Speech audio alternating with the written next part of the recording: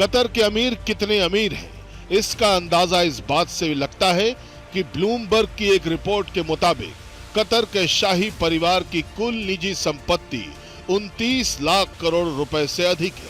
ये राशि पाकिस्तान के सालाना बजट का करीब 6 गुना है और ये संपत्ति उन्हें विश्व के सबसे धनी राजवंशों में से एक बनाती है। फोर्ब्स के अनुसार वो दुनिया के 8वें सबसे अमीर राजा है और अकेले उनकी ही निजी संपत्ति 20,000 करोड़ रुपए से अधिक मानी जाती है। वैसे अगर कतर को दुनिया की डिप्लोमेसी का कैपिटल कहा जाए तो भी एग्जैजरेशन यानी अतिशयोक्ति नहीं होनी चाहिए। मिडिल ईस्ट में अमेरिका का सबसे बड़ा बेस कतर में है, उसी कतर में जहां पर हमास की बड़ी लीडरशिप भी रहती थी।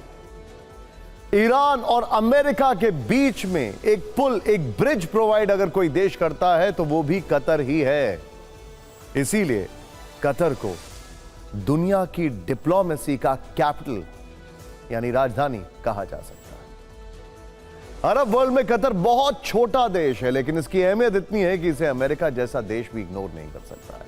आप देखिए कि पश्चिम एशिया के सारे बड़े मसले दोहा में बैठकर ही सुलझाए जाते हैं, फिर वो चाहे 2020 का तालिबान संकट हो या फिर वर्तमान में चल रहा इजराइल हमास युद्ध से जुड़ा मसला हो या फिर अफगानिस्तान और भारत के बीच होने वाली कोई महत्वपूर्ण बैठक हो।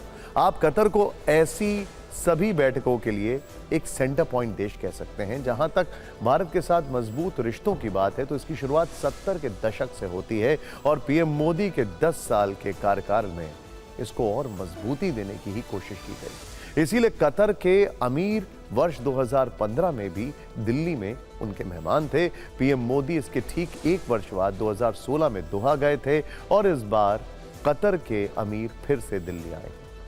भारत के साथ कतर के रिश्ते वर्ल्ड ट्रेंडिंग हैं।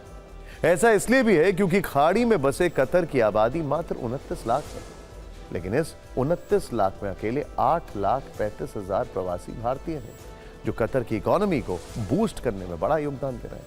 साथ ही ये प्रवासी भारतीय हर साल 3500 करोड़ रुपए से अधिक की कमाई करके भारत को भेजते हैं। कतर में छोटी बड़ी कुल 15,000 भारतीय कंपनियां मौजूद हैं।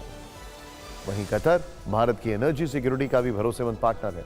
कतर में मौजूद भारतीय दूतावास के अनुसार कतर भारत का सबसे बड़ा लिक्विफाइड नेचुरल गैस सप्लायर है।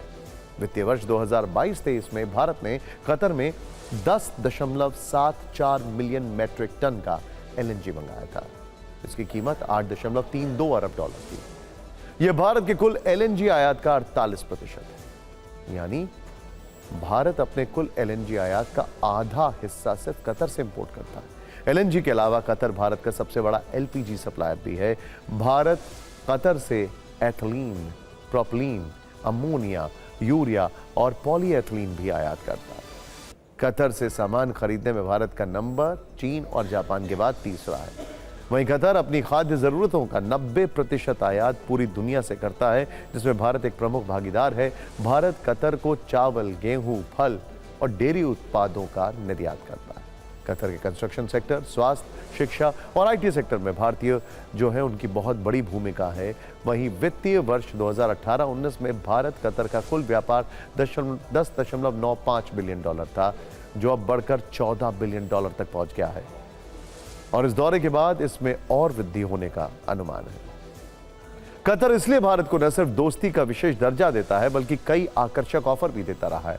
कतर के लिए भारत कितना इंपॉर्टेंट है इसे आप ऐसे देखिए कि कतर ने हाल ही में भारत के विशेष आग्रह पर इंडियन नेवी के 8 ऐसे पूर्व अफसरों की मौत की सजा खत्म की है जिन्हें कथित तौर पर जासूसी के लिए दोषी ठहराया गया था।